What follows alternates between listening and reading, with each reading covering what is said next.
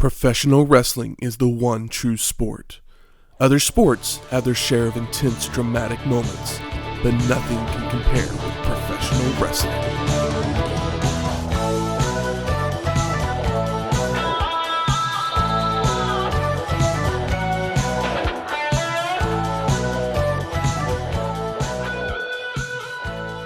Welcome to Wrestling History X, where two friends get together and talk about the story behind the matches. I'm Matt. And I'm Michael. Welcome to episode 15, the Bunkhouse Stampede Finals 1988. Quit pissing in the bunk. Is this Dips Pit or whiskey? New York City? Get a rope. Those are not the taglines of the show. I made those up. Because there is no tagline. There's no tagline for the show. Also, your title was very long. I was like, Bunkhouse Stampede 87, question mark? No, I guess it's 88. But the finals? It was like one of my first notes for the show. Was like, the finals? So what is the Bunkhouse Stampede? We'll get into it. But intro the show, Matthew. So the Bunkhouse Stampede. Now, I found this is going to be one of those... What's the story behind the weird things. I found that this was the 4th annual Stampede. Yeah. But later on in the show, they say the 3rd annual. They do. It's like it's even on screen graphics. So like the internet's telling me one thing, and their graphics on the show are telling me another thing. Last show I meant to bring up the Wrestling Network or whatever. I think it's TWN. TWN, yeah. Which was nothing that lasted a very small amount of time. It's kind of bizarre. There's not all information. That's probably where we're gonna begin in that conversation. Continue. So Stampede was produced by the Jim Crockett Productions for the NWA, and this was the only Bunkhouse Stampede to air on pay-per-view, as the previous 3 were. So you're telling me, is this also held up by gunpoint by Vince McMahon? If you pay-per-viewed this, were you also denied WrestleMania 4 in the future? We'll get to that here in one second. Okay. The event would take place on January 24th, 1988. That means I was 1 year and 3 days old. Ooh. At the Nassau Veterans Memorial Coliseum in Uniondale, New York. Have we been there before? Not us personally, but as far as... I feel like the Nassau Coliseum is a place we may have been before. Maybe WrestleMania 2? Maybe that's... No, they ran Madison Square Garden. Yeah. The Nassau Coliseum sounded familiar. It does sound familiar. Yeah. But no, I don't think so. Attendance down by $2,000. Yes, the attendance for the show was 6,000. And if you watch the show, you're going to notice that the first part of the show, the crowd looks pretty bare. New York City? Because of a typo on the tickets. Oh, yeah? The tickets actually said the show started at 7:30, when in fact it started at 6:30. That's fucked. Causing many fans to miss the first half of this show. Was there dark matches? There was. Okay, we'll get there. I'm just asking. So it was like 6:30. What the fuck? So, and also, going back to WWE or WWF do something, they did. So remember the date, January 24th, because the pay-per-view wars continued between the NWA and the WWF at this time, as Vince McMahon would run the inaugural Royal Rumble the same night as a television special on cable TV. Because the cable companies got so mad about the Vince McMahon forcing them to carry one or the other. Oh, yeah. That he was like, okay, I won't force you to carry my Royal Rumble instead of their Bunkhouse Stampede. But hey, USA Network, let's run this special. What's the special? The Royal Rumble. The first Royal Rumble? The inaugural Royal Rumble. Are we watching that? Even though it's not a pay-per-view? It wasn't in the original plans. I think we should if this is the news. But we're learning. This is a learning experience. It has been put the pay-per-view section on the WWE Network. Even if it's not, we've watched bad tapes ripped to fucking... That's true. But we didn't watch any of the Saturday Night main events, so it was kind of... Now, I think that we should do the Rock and Wrestling shows at some point. I can't find them anywhere. Well, if we do find them, we should watch them. But I know because I've thought about possibly doing the Clash of the Champions. I'm legitimately as well at some point. There's some stuff. I mean, we could call them bonus episodes, but I think we should just call them like throwbacks and just keep them going, because it's one of those things like we talked about them. Although it's going to get harder to do that. But next week we will be covering the inaugural Royal Rumble. Okay. I have thrown it in. You threw it in? I threw it in. So after that, it's WrestleMania 4? I believe so. Okay. So there was some extra history that I found for this show. There were 6 matches originally scheduled for this show, and we're only going to get 4. So what happened is originally there was supposed to be a rock and roll. Originally, the ticket said 7:30. Well, that as well. No, I'm just kidding. They could have recorded it no matter who was there. They advertised a Rock and Roll Express versus Sheep Herders match. Who are the Sheep Herders? What are the names? I like this move. Matt's throwing his arms up and down like he's King Kong. The Bushwhackers. Oh, okay. Sheep Herders is a terrible name. I mean, so is the Bushwhackers. Bushwhackers is a much better name. It's no Viking Express. Experience. Yeah, Viking Express sounds like a supercharged coffee. But that match was advertised, and also a Sting Mike Rotundo match was advertised. Well, I could get down on that. And then including the 4 that we did see on the pay-per-view. But the day before the show, the Rock and Roll Express walked out of the NWA. Ooh. Because of the way they were being booked. Kinds of hell of a drug. They decided to put the Sheep Herders versus a different team. But there wasn't any other tag teams available on the roster, as the Midnight Express were both in singles matches. The Road Warriors were both in singles matches. So there wasn't any other tag teams. As Michael Hayes had also left the NWA. Fuck. Leaving Jimmy Garvin without a partner. Brutal times for the NWA. Shit.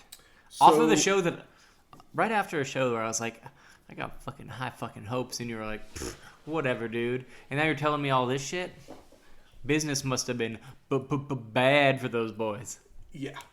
So Jim Crockett, decided to move Sting from his singles match to the tag team match versus the Sheep Herders with Jimmy Garvin. Is there a better company man than Sting?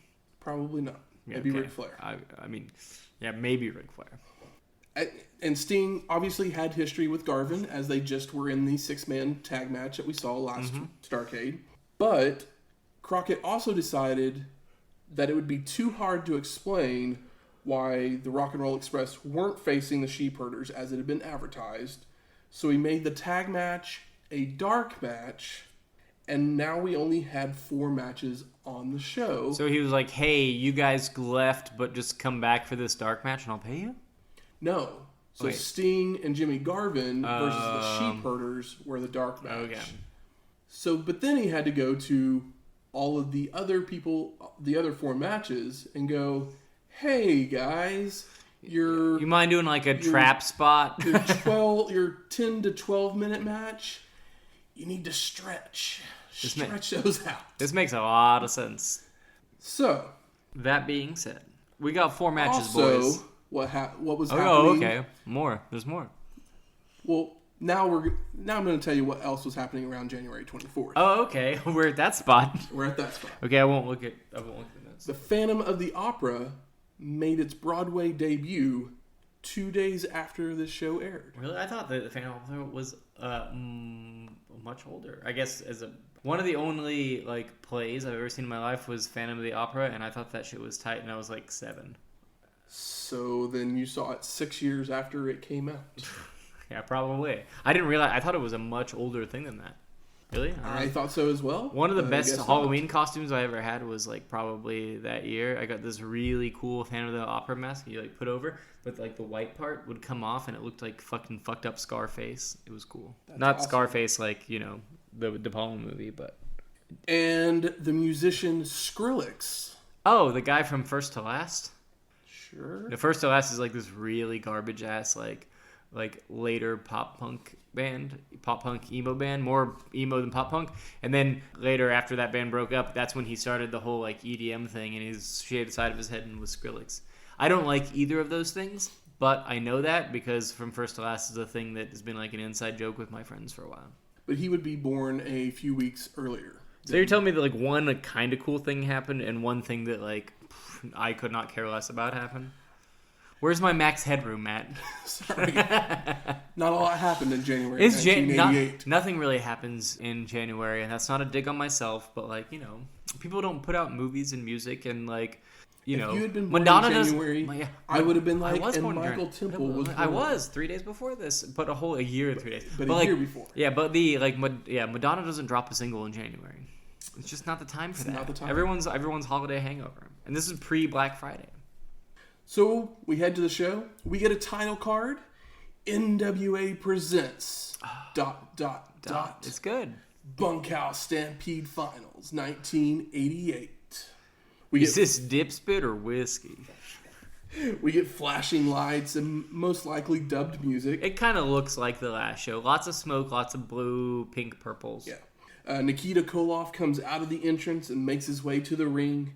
And we get Bob Caudle and Jim Ross as our announcers. And they preview the matches of the evening. It's still pretty dry. And Jim Ross still looks like that big fat baby. But maybe the NWA agreed with you on Tony Schiavone because he got demoted and he's just the in-ring announcer in this show. Oh, poor Tony. So we head to our first match.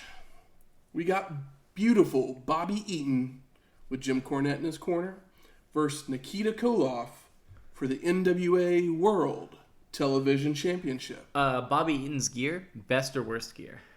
Worst. I love it because he's wearing he's got like a black and red. I think no, he had green. No, but he has like the cape on or whatever. When he takes the cape off, and then all of a sudden it's like pink and like kind of muted neon green. It's disgusting, and I love it because Jim Cornette's still got his like gear from the last show on, and they just don't mesh at all. It's fucking gross. I like it because it's so bizarre. It looks like Sting gear from like the early 90s. Except for Sting was like Surfer Boy, but you know, flat top, like pink makeup and like bright colored. It's bizarre. It's fucking super bizarre. I'm sorry. Continue. So the story behind this match was that Jim Cornette had predicted that the Midnight Express would be the next U.S. and World Television Champions, putting the Express into rivalries with Dusty Rhodes and Nikita Koloff. So therefore, we have a Bobby Eaton versus Nikki Two Belts. Nikki Two Belts. Can you imagine a Dusty Nikki Two Belts tag team where Dusty Rhodes a tag team? Where Dusty just bleeds and Nikita just like bear hugs and fucking rules. Pretty much. Is Nikita Koloff one of the least appreciated past giant stars names? Because he never quite got to the top of the pile. Man, those crowds are so... I think he was top of the pile. I just think the NWA should have been first. Ric Flair, politics. Yeah, it's a bummer. Dusty Rhodes. But that's also why we love wrestling now. It's true. So the match, Cornette and Eaton hug it out for good luck. Yeah, that was a cute moment. And with chants and boos. They hugged. They booed their hug. They booed the hug. And I hug all my friends. I do too. Eaton tries to outpower Koloff early on, and Nikita no-sells it. Yeah, the fuck right. A kick from Eaton sends Koloff to the floor, and the two men trade blows on the floor. Koloff escapes a headlock, and the two men run the ropes before Koloff turns it into a scoop slam. Eaton sends Koloff to the floor again, jumps down, and begins to punch away at Nikita. Eaton goes for a headlock, but Nikita throws Bobby into the ring post, who bounces off into one of the cameramen. It was cool. It looks very and then it looks like Bobby's actually mad that the cameraman was standing there. Yeah. It's he's just trying to get the shot, man. But I just like the it's the right kind of gritty. You know what I mean? It's NWA's been a little too gritty for a while, and I feel like this is the right kind of marketable gritty. Nikita then slams Eaton's head into the ring post again, and then a hip toss onto the concrete. Eaton irates Nikita to get the match back into the ring, and then as Eaton has Koloff in a headlock or an arm bar or whatever he had him in at this point, I was watching and I'm like, does Eaton and Greg Valentine look like the same person? Greg Valentine has a tinier, uglier face, but they have very similar features. I was just like, who's the better wrestler? They're both great. They both have a similar style. I'm going to go Valentine just because he had to carry Beefcake. Hello. Good point. Eaton then with a drop kick from the top rope. We get a 2 count. Eaton then locks on the hammerlock, just keeping Nikita on the mat. And Cornette's belittling Koloff from the outside. I love in this whole show that for some reason they do an amazing job of miking around the ring. Mm-hmm. So like Jim Cornette is talking like mad shit. You can hear all of it. You can hear like everything that they say in the ring. Yeah. And it's fucking beautiful. And it really adds a lot to these overlong matches. Spoiler alert. We already talked about this, but oh my God. Yeah. 4 matches, 2 hours. So the announcement for 5 minutes left, and my immediate thought was... Oh, really? We're already here? This is going to be a time limit draw, isn't it? Oh, but is it though? We'll find out. Nikita back to his feet with 4 minutes left and hits a Russian sickle, but can't make the cover. Also, when Nikita's in locks on the ground, he does some very close tapping. Very close to tapping type of gestures. They're not going to call it, though. I know. It's a thing. It's just, I just really have a thing where it's like, if somebody's in that, you got to be careful with how you... I know you need to react to sell the move. We want to believe you. We want it to look good. We want the tension. You need to make the hold look good. But some people, even recently, amazing wrestlers, they do stuff and I'm like, well, that's like technically what I would have called a tap. And I'm not a ref. It's whatever. But still. Eaton then comes back with an arm breaker and back to the hammerlock. We got 3 minutes remaining, and in my head I'm yelling, hey, Bobby, you have to pin or submit Nikita to win the belt. Oh, is that what he has to do? Yeah. He can't just throw him over the top rope? I thought it was going to be... You can't just get a time limit draw. Yeah. And keep him in a hammerlock. Yeah. So 2 minutes. Well, I mean, he's so much bigger, you got to wear him down. Koloff is back up, but Eaton with another arm breaker and back to the hammerlock. And then brawling begins between the two men at the 30-second mark. Nikita hits a Russian sickle with 3 seconds left and goes for the pin. 4. But the bell rings, and it is indeed a time limit draw. Post-match, Cornette gets into the ring to hit Koloff, but Nikita sees him immediately, and Jim stumbles and falls backwards at the gaze from Koloff. Koloff has the racket and goes to hit Cornette, but senses Eaton behind him and hits Bobby instead. Nikita then returns his attention towards Cornette, but this time Eaton is able to kick Koloff and steals the racket away. Stan Lane has shown up and is now on the apron and is holding Koloff while Eaton continues hitting him with the racket. And finally, the Midnight Express kick Koloff out of the ring, and everyone goes on their merry way. Bobby Eaton's dropkick was pretty sick, even though it was only a 2 count. I got to get this off my chest now. Okay, bring it to me, brother. With a match like this, I get the time limit draw being an effective way of saying, oh, he almost beat him, but in this match, the champion is the one that almost got the pin as time was running out. Yeah, it's reversed. Like the guy that's working from under should be the one that almost gets the guy, so it builds him up. Psychology on that was completely backwards. Yeah, it's and it made no sense. It does no favors for either guy. It's no good for Nikita because everyone's like, oh well, Nikita's badass. Because like literally with 2 minutes left, Eaton hits another arm breaker, puts the hammerlock on, and I'm like, he's been working that arm the whole goddamn night. He's working that sickle. Literally, all you have to do is sit there for 2 minutes, and you win. Yeah. I'm like, who cares? Yeah. Like, why do you need to get up and pin him? It's backwards. It doesn't make any sense. Yeah, everything. I mean, the finish is silly. The match was decent. That drop kick was great. JR at one point calls the ref a little official, which I think is like 2 words that should be used in rap music more often because little official sounds nice. Maybe it was the way he said it with his draw, but I was like, it's good.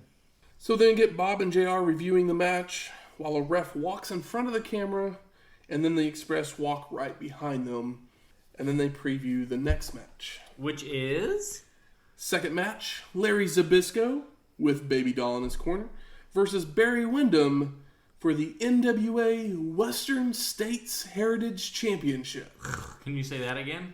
NWA Western States Heritage Championship. It should be the Large Pie Championship because Zbyszko owns a pizza shop somewhere. I fucking know it. So before the match, Zbyszko's trash talking.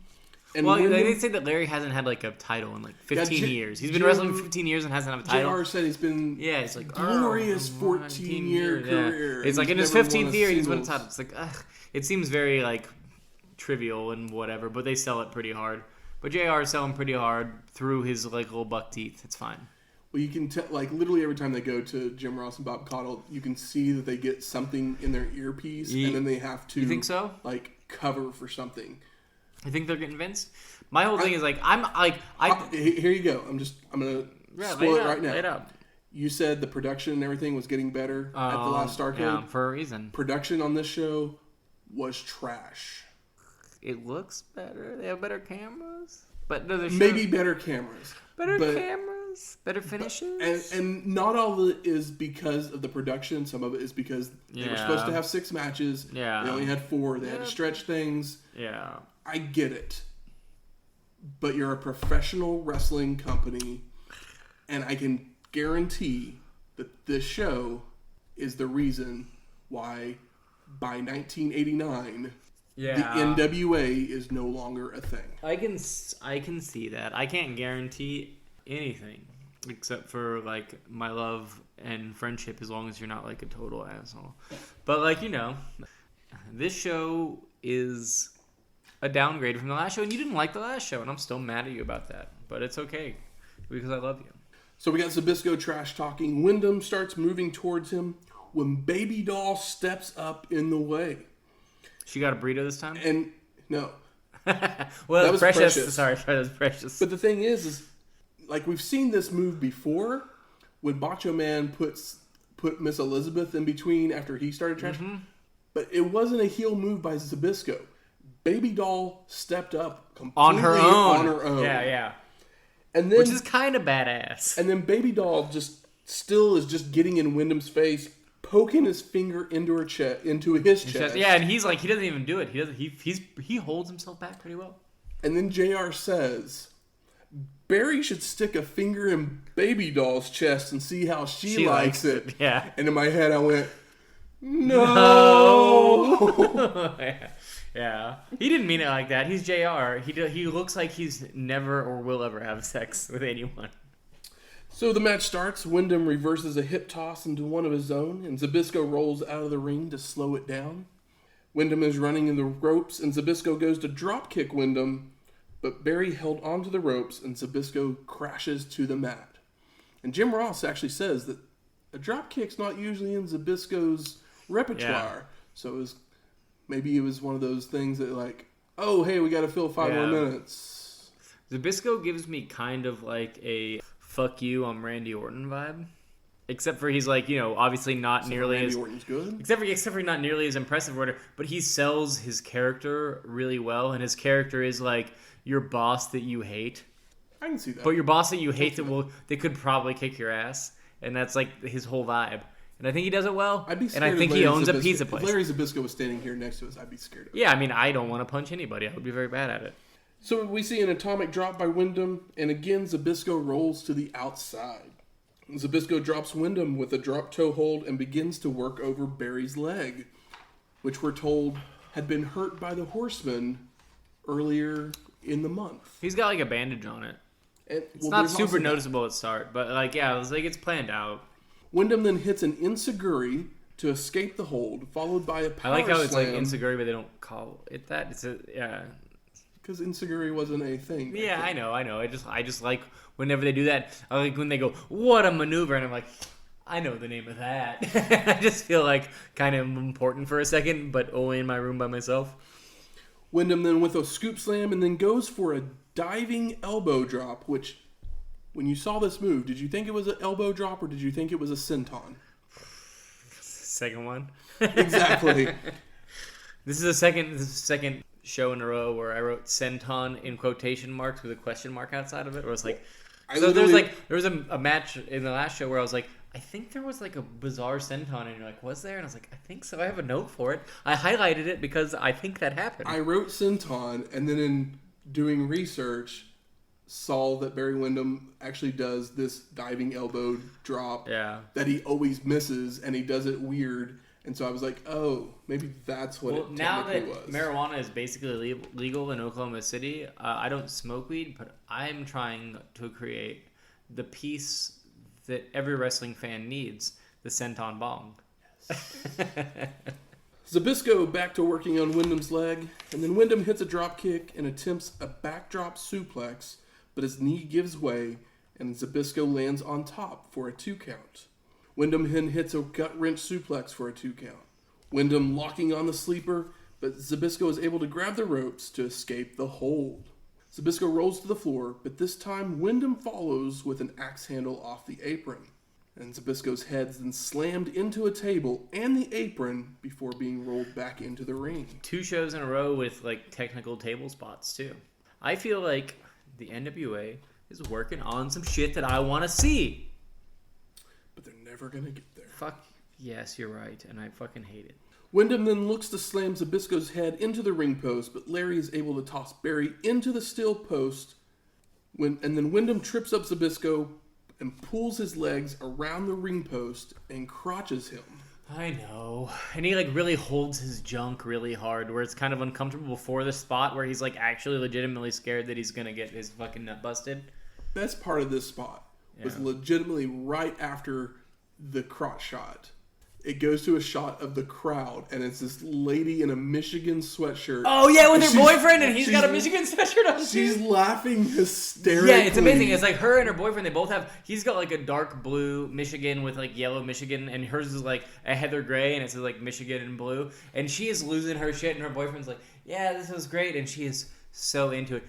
There's only a couple of crowd shots in this show. Mm-hmm. There's more than the last show. There's only a couple, but they're great. There's like a lady with amazing like poodle dog hair.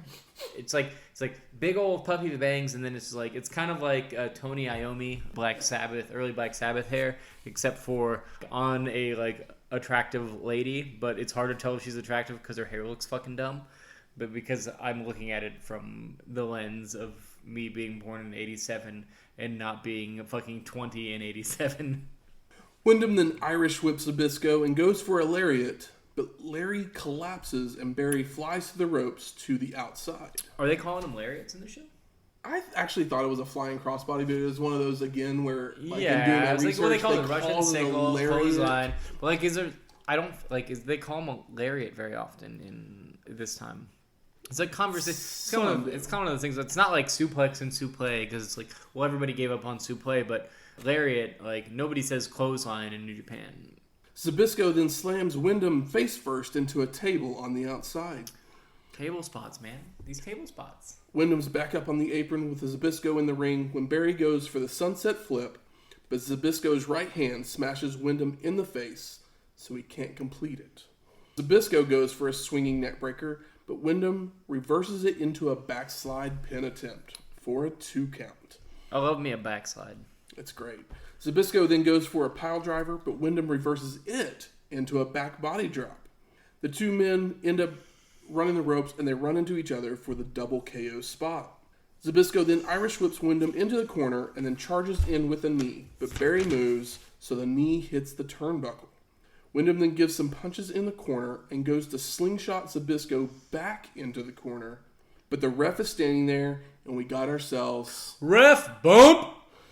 Wyndham then small packages Zbyszko, and Baby makes the count herself on the outside. And it rules, and it makes no sense, and will continue. So Wyndham gets the 3 count and is celebrating. Wyndham gets the 3 count from Baby Doll. Like, he doesn't know that Baby Doll's voice is different than the ref's. Excuse me. Just hitting the mat. It's more... Did he not realize that the ref got bumped? I'm saying that, like, the ref calls out the count. Do they? Do they? Do they say 1, 2, 3? Or do we just do that in our heads? I mean... I think that's a good point, because I was just like, how did he not know it was Baby Doll? And now you're fucking making me question myself. So Wyndham's up celebrating when he sees the ref still on the mat, down, and he's like, so who counted for me? Then Zbyszko hits Wyndham from behind with one of Baby Doll's spiked shoes. Oh, yeah. For the pin. Yeah. And the win. And new. I really love when he gives her the shoe back and they show her put it back on. That's tight. Yes. And I'm not into feet or anything, but I'm just think that it's a very fun spot, and it proves that the camera work is getting better. The shows are getting better telegraphed. I thought that was one of the dustier finishes that we've had, because I feel that it kind of made him look like a dummy, but in my head, like, the ref counts, but I guess the ref doesn't count. He just hits. Still, it was weird. I didn't hate it. I didn't hate it either. No, I don't hate it. I definitely don't hate it. Moving on to our third match of the night, we got Road Warrior Hawk versus Paul Ellering versus Ric Flair with J.J. Dillon for the NWA World Heavyweight Championship. So the story behind this match was that the Road Warriors had continued to feud with the Horsemen after War Games. And about a month before this show, the Warriors had defeated Flair and Arn Anderson by DQ during a match, which set the stage for this matchup. Now, I have a question. In this day and age, if we're going to use our WWE champions right now, if Kurt Hawkins and... Kurt Hawkins and Zack Ryder? Kurt Hawkins and Zack Ryder. Okay. Had a match with Seth Rollins and Roman Reigns. Okay. Who's going to win that match? And Hawkins and Ryder won by DQ. And that set up a match to see Zack Ryder versus Seth Rollins for the championship. Would you go, oh, Zack Ryder totally has a chance at winning this belt? No, because it's on Fastlane. That's basically what this is. That's so funny. That's basically what this match is. But this match is probably better. It is. Don't get me wrong.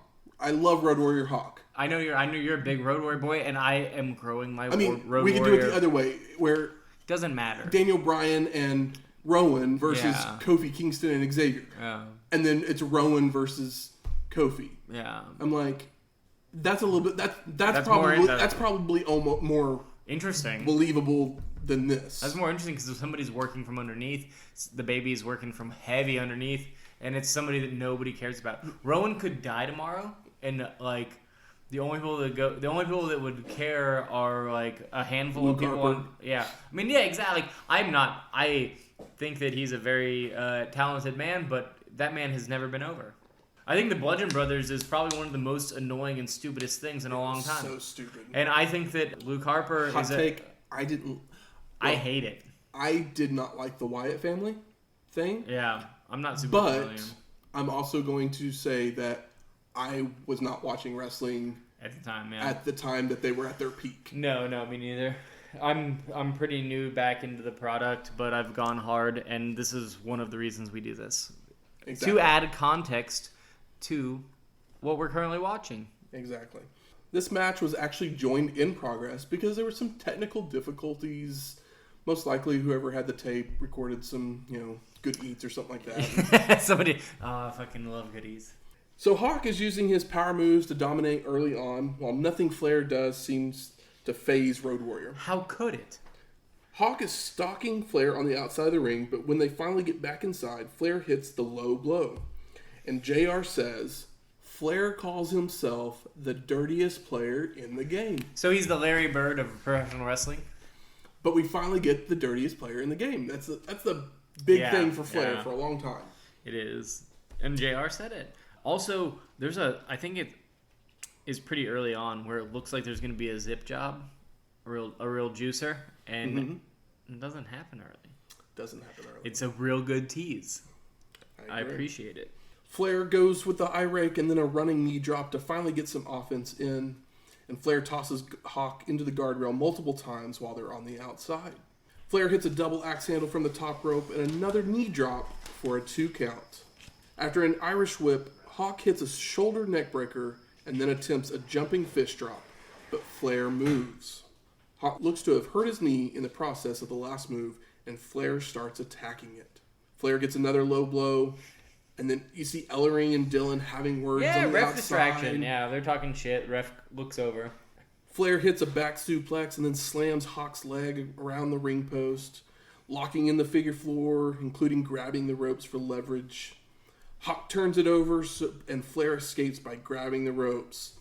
And great camera shot here, where it's right on Flair, and he's like, "Oh God, Jesus Christ!" Oh yeah, he says Jesus Christ, and it's fucking great. This show is mic'd really well, but yeah, I have that note, and it's like he immediately tries to go to the ropes, and he says Jesus Christ, but he's fucking selling it. Flair then goes to the top rope, but Hawk press slams him to the mat, and then we get an Irish whip from Flair to Hawk, sending him to the corner. The Road Warrior bounces back with a clothesline that takes Rick and the ref down. Ref bump. Hawk clotheslines Flair over the top rope, but then Rick trips him up and pulls him out to the outside as well. Hawk slams Flair's head into multiple steel posts to bust him open. Oh, so this is where we get the zip job. Yep. It looked like an early zip job. It wasn't an early zip job. We get a power slam, a clothesline, and then a superplex off the top rope by Hawk. And Hawk goes for the pin, but the ref is still out. Well, he does like a pin. It's like a 10 count. He's just covering the shit out of him. J.J. Dillon then comes into the ring with a and motherfucking hits chair. Hawk with a chair. So good. And it's one of the softest chair bumps ever. It's because because like maybe Hawk had the line on the blow in the backstage, and so he's like, oh, we gotta go to the next town. We gotta drive like 50 hours. You're making lots of excuses for this. I am, but it's JJ. Hawk then goes after Dillon and has him in the corner when Flair grabs the chair and hits the Road Warrior in the head. Flair gets the pin attempt, and Paul Ellering by this time has helped the ref get back into the ring. But Hawk kicks out at 2. Of course he does. Flair with the vertical suplex, but Hawk sells it. No, it's a beautiful long suplex. Those big long standing boys where he's up there for like 5 seconds, but it's fucking Hawk on fucking Ric Flair's shoulders. Yeah. And it looks amazing. And then he no-sells it for the 2 count. He does the 2 count and no-sells it. So it's not just a regular suplex. He does not half-ass shit. Like, he holds him up. It looks good. Hawk then gets the 10 punches in the corner, and the crowd is chanting along loudly. Fuck yeah, they are. It's great. And we get the Flair flop. We then get a jumping fist drop by Hawk. You're talking about the Flair flop where he does the timber drop? Yeah, like after the kick, he just like walks out and then stumbles and drops. Flair then escapes the corner with a knee, grabs the chair, and hits Hawk in the back right in front of the ref. Hawk no-sells the shot, but the bell rings, and Road Warrior Hawk is the winner via DQ. So Flair retains the title. Post-match, Hawk tosses Flair into the corner so hard that Flair can't complete his over-the-top rope spot that he usually does, and Rick just rolls out to the floor. So we head out to JR and Bob Caudle, who review the last match, and then the show goes to credits. Yeah, we get those like pre-final bout credits, which is pretty normal at this point. But Bob Caudle like reads each and every one. He does. It's very funny. He's like, and it's sometimes like a guy's name shows up 3 times. He's like production assistant. So it's like, yeah. And it's obvious because they have a shot of the ring, and you can see them setting up the cage. So you can tell this is to stall, to make time for them to be able to set the cage up. We then get graphics that come up saying this is the 3rd annual Bunkhouse Stampede. And like I said at the beginning of the show, everything I found was this was actually the 4th and final Bunkhouse Stampede. JR then gives the rules of the match. To be eliminated, you have to be thrown over the top of the cage or through the cage door. And still needing to waste time, as they haven't had the cage set up, they go to a replay of the Wyndham-Zbyszko match. And then we get our 4th match. So this match, we got Dusty Rhodes, Tully Blanchard, and Arn Anderson with J.J. Dillon. Ivan Koloff, the Warlord, the Barbarian with Paul Jones, Lex Luger, and Road Warrior Animal with Paul Ellering in a steel cage bunkhouse stampede. So the story behind this match is that in the events leading up to the finals, which is what this is, there were qualifying bunkhouse stampede matches, and each of these men had won one to end up in this match. Who else were in these matches? You give another some shot? Of these people were, some other various NWA characters, whatnot. It was like literally house shows throughout. I know, it's just very bizarre. It's like, well, we have these guys, and it's like, well, if they lost, did they get another shot? I don't know. At the end of Starrcade, you might remember that Luger had lost his belt to Dusty due to J.J. Dillon throwing a chair into the ring and then being DDT. Well, Luger had left the Horsemen shortly after that. Oh, so he's facing it? Yes. When in one of the qualifying matches, Lex, Arn, Tully, and J.J. Dillon were the final four in the match. And Dillon asked everyone to eliminate themselves so he could win. Arn and Tully were like, all right, cool. Yeah, no problem. But Luger refused and won the match by eliminating Dillon and his ties to the Horsemen. Ah, so he's pulling a... So that is the reason... I guess reason... you didn't catch that earlier. He's doing Robbie Eagles in the Bullet Club right now. So that's why in this match you see Luger going up against the Horsemen a lot. As they come out, you see Arn Anderson. He's in a crop top. Oh, his crop top is tight because that shirt is the graphic on that shirt. I was like, I want that t-shirt. I want that, yeah, it's probably like $250 from some asshole on Instagram right now. But, asshole, if you're listening, I'll give you like $30 for it. Which is more than you paid for, less than you paid for it, for sure.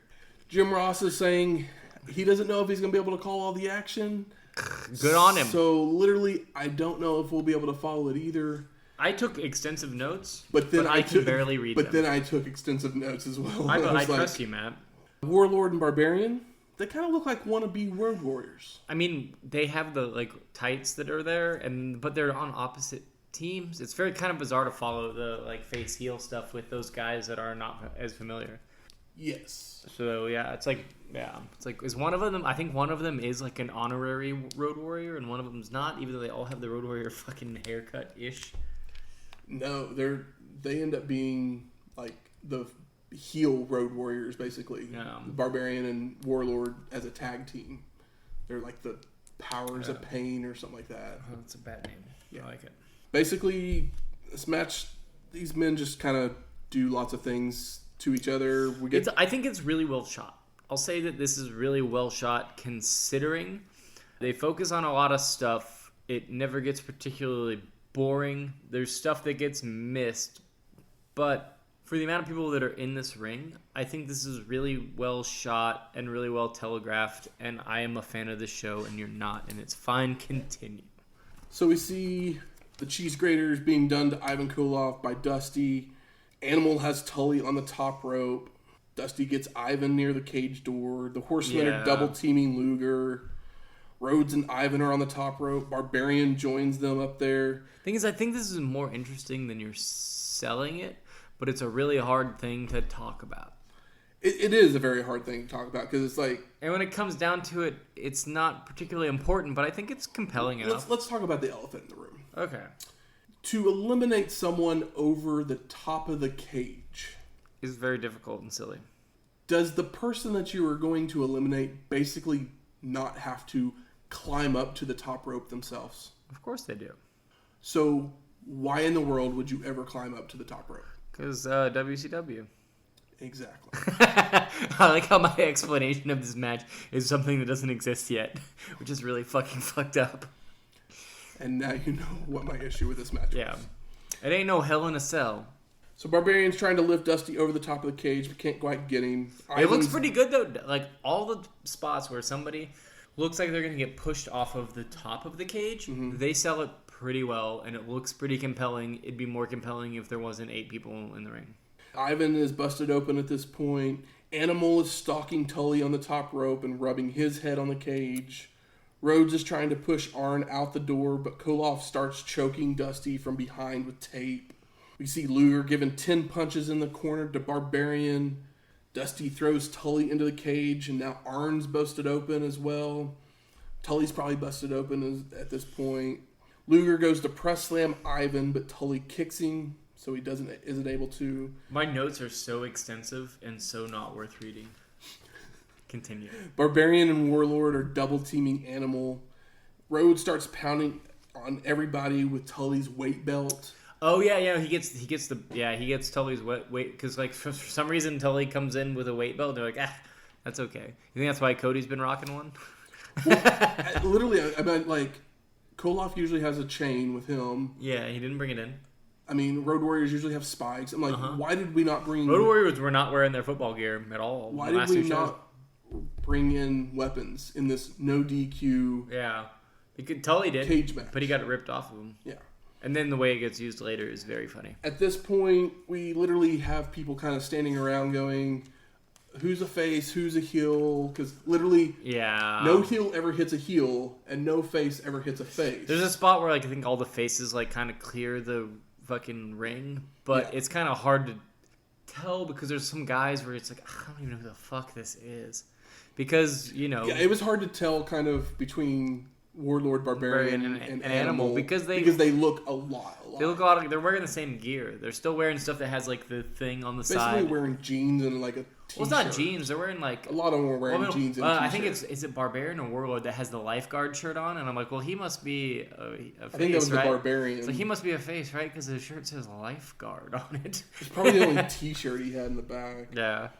Ivan's scraping Dusty's arm with the belt buckle. That's the spot that's hilarious. And he begins bleeding from the arm. And it's very bizarre because it's like, I guess Dusty was like, well, I guess I don't want to bleed from the forehead today. I created this match, so I'm going to win this match, and I just really don't want to bleed from my head today.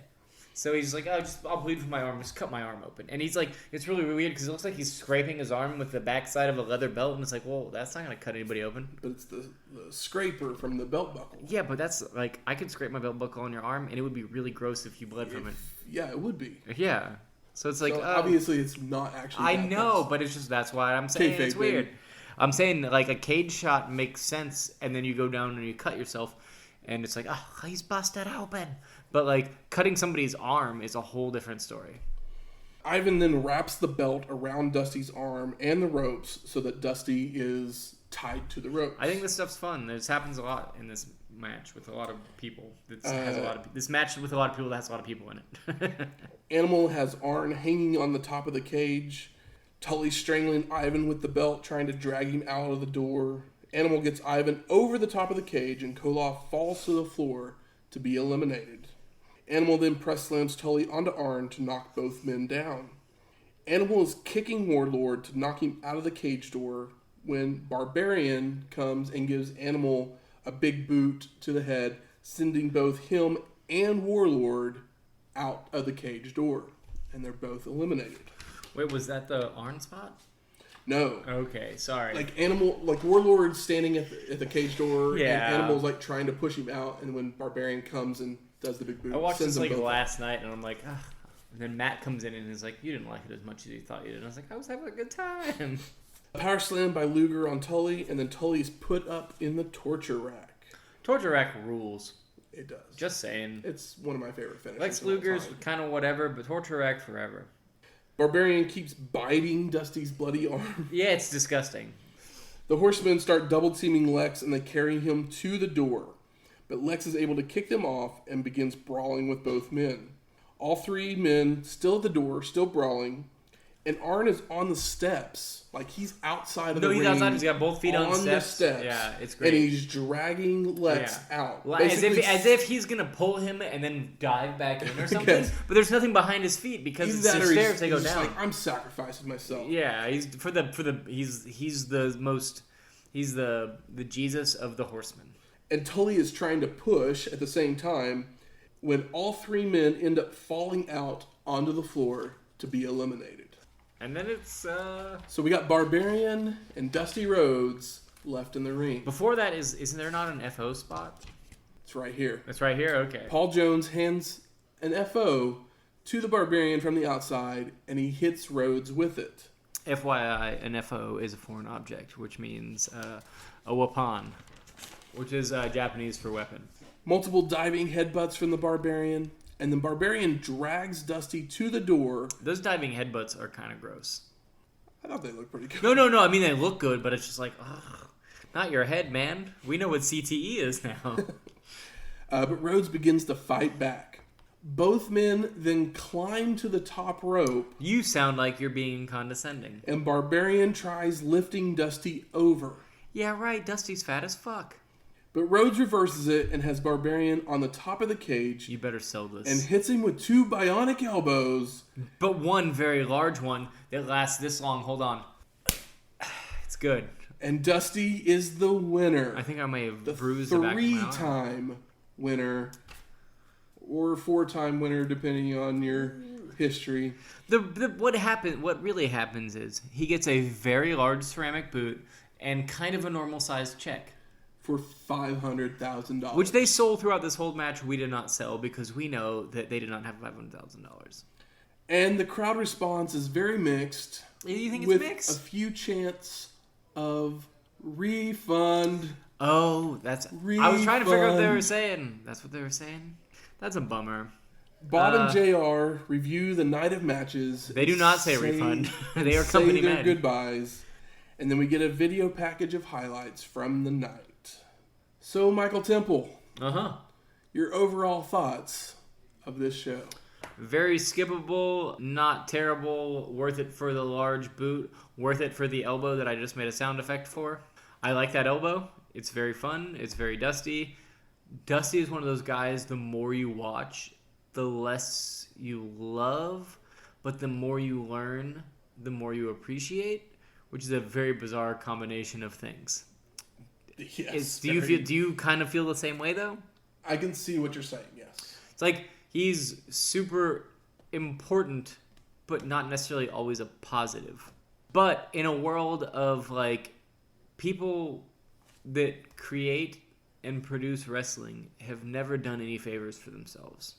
They're always fucking shooting each other and themselves in the feet, and sometimes in the fucking mouth. Dusty Rhodes cared a whole bunch, doesn't mean he was always right.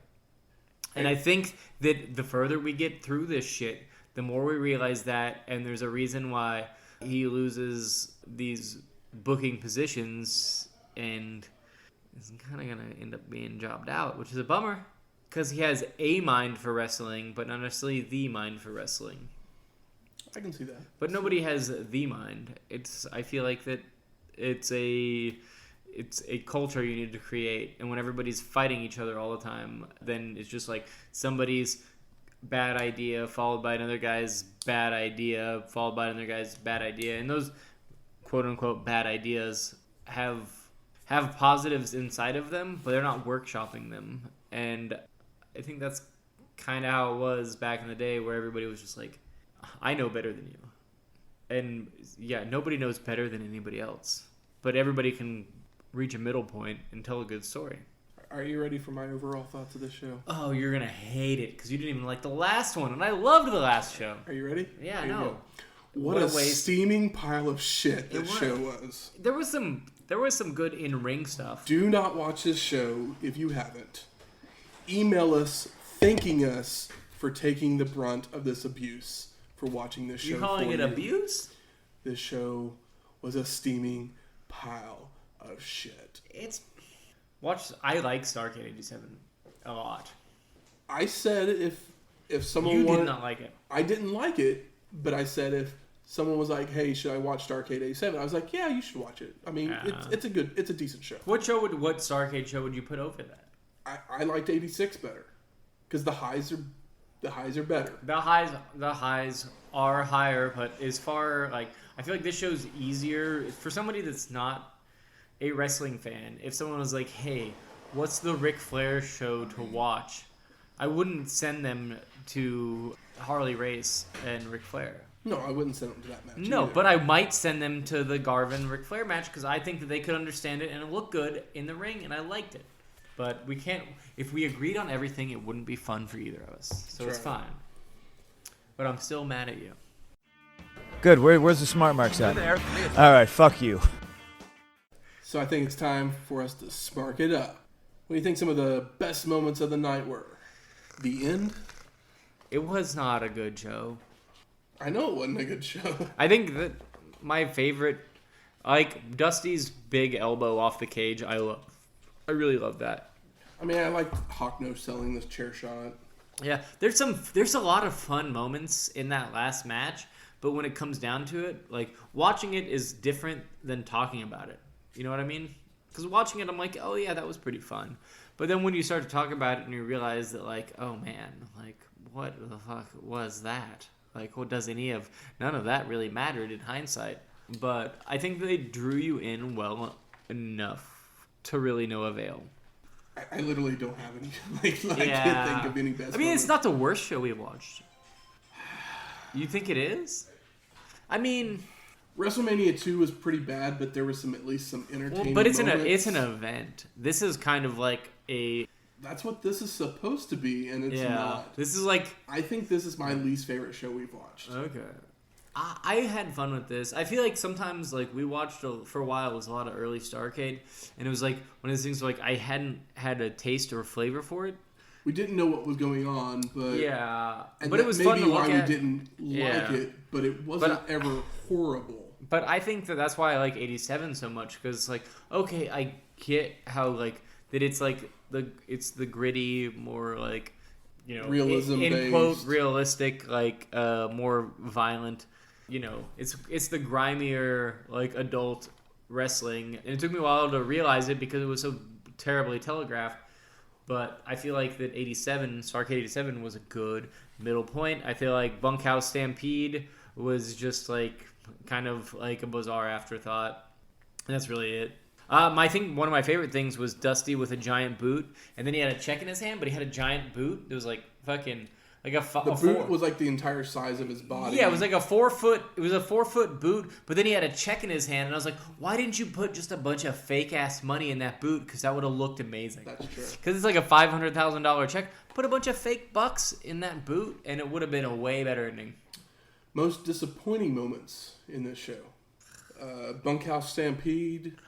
Yeah, you're right. I'm glad that I watched it. Koloff Eaton, where the face tries for the pin in the last like it still makes no sense. Yeah, but it's Koloff. No sense. I don't know. I'm more forgiving than you are. Putting Koloff in a hammerlock for 7 minutes. I mean, there's a lot of holding. Like, don't not watch this show, but also don't watch this show. Don't watch this show. I'm begging you. Matt, you hate it this much? Do not watch this show. I mean, I guess if there's no good color, fucking Cyndi Lauper doesn't show up. No Ted Nugent, or not Ted Nugent. Alice Cooper. No Alice Cooper, which, like, Alice Cooper. Osborne. Alice Cooper is like Ted Nugent, but minus, like, you know, being a total piece of shit. But yeah, it's not a spectacle, but it is for a wrestling fan at a moment. I don't know how to defend this. And I don't know you should.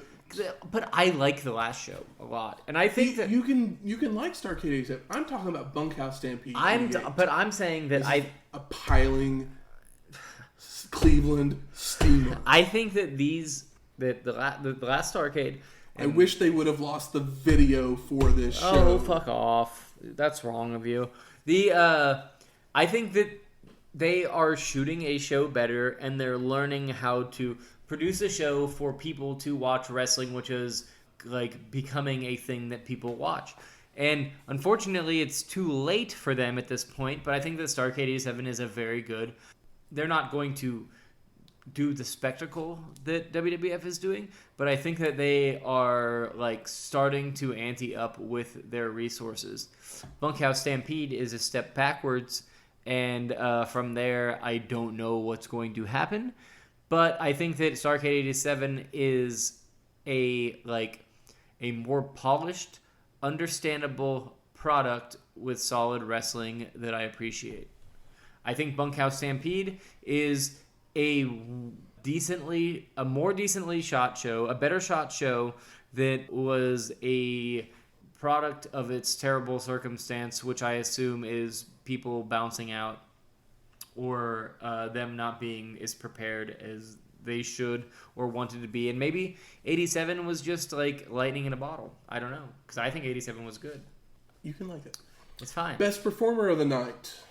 I'm giving it to Jim Cornette because he was the most entertaining thing in that Koloff match. You're not going to fuck Koloff? And maybe second place Barry Windham because that was my favorite match of the night, was the Wyndham-Zbyszko match. I like Wyndham. I honestly like Zbyszko. I think Zbyszko's a very good heel. I think so too. I agree completely. Most surprising. That it wasn't is very good considering I really liked the last show. I guess that's it. I like Road Warrior Ric Flair. I like Hawk Ric Flair. You don't like Hawk? I didn't like the finish at all. Really? Yeah. I also really like fucking Garvin Like- Ric Flair. And you didn't like Garvin Ric Flair, and I liked it a lot. I was legitimately... I thought it was okay. I but legitimately was excited I about was it. just like, Garvin didn't do anything for me. I liked probably Hawk Flair better than Garvin Flair. I like both of those matches a lot. And I hated the finish of Hawk Flair. I was talking mad shit on NWA for quite a while now, and now I am turning a corner, and I guess you're not. But I think that you were more high on the other shows than I was. I think so. Which is weird, and that's why we do this.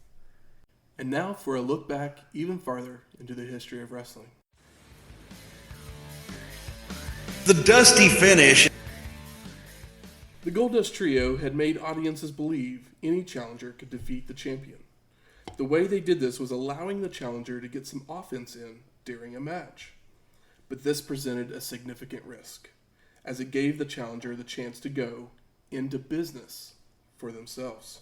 It was crucial to have the title on a talented grappler such as Ed Lewis. If things began to go south in the ring, he could turn the match into a legitimate contest, a shoot. And on occasion, when Lewis couldn't get control, James Toots Mont was at ringside, ready to put people in their place. It's fucked up, man. Next week, Royal Rumble 1988. I know. The inaugural Royal Rumble. So this is network style? It's a network special. They just put it on there? They put it in the pay-per-view section, so I'm like, let's do it. I'm let's down. go for it. I know you are a Royal woman. I love the Royal Rumble. And the thing is, though, they didn't have the stipulation in this one where if you won, you got to go to WrestleMania. So it's literally just a... Yeah, it's bragging rights. It's just a show. Yeah, I'll put you up the card. Yeah. If we want to, we don't have to. Exactly. So the music from this week's show, we got the Bunkhouse Stampede theme. How does that go? You heard it at the beginning of the show. Did we? You did. Dusty won the Bunkhouse Stampede, so we're going to hear a little You Can't Judge a Book by Its Cover by Hank Williams and Huey Lewis. What a fucking great song for him to come out to. Unfortunately, we don't get it. JR actually even says that line and we still during don't, the match. And we still don't get it. I like the, there's us in that Stampede match. There's a guy with like a giant yellow and black sign that's because like we didn't even talk about this, but he's wearing the yellow and black, which is like pre-polka dot. Mm-hmm. But there's a guy with Was a he yellow. wearing black? He had like was wearing a yellow shirt and jeans. We had yellow shirt and jeans, but he had a black hat on to start. It was like backwards or whatever. But some guy has a yellow and black sign. It says "Funky Like a Monkey" on it. I'm like, hell yeah, that fucking rules. But there's like no promos on the show. More Dusty promos all the time. Not enough of them on important shows. So, rate and review us. Go and rate and review us on iTunes, Stitcher, Google Play, or wherever you find your podcasts at. Give us those 5-star ratings. Get us up in the analytics so more people can find us. So more people can join the conversation. You can always email us at WrestlingHistoryX@gmail.com. Or you can find us on Twitter at WrestlingHistoX. That's Wrestling HISTOX. We'll talk to you next week. You can't judge sugar by looking at the cane. You can't judge a woman by looking at the man. You can't judge a sister by looking at the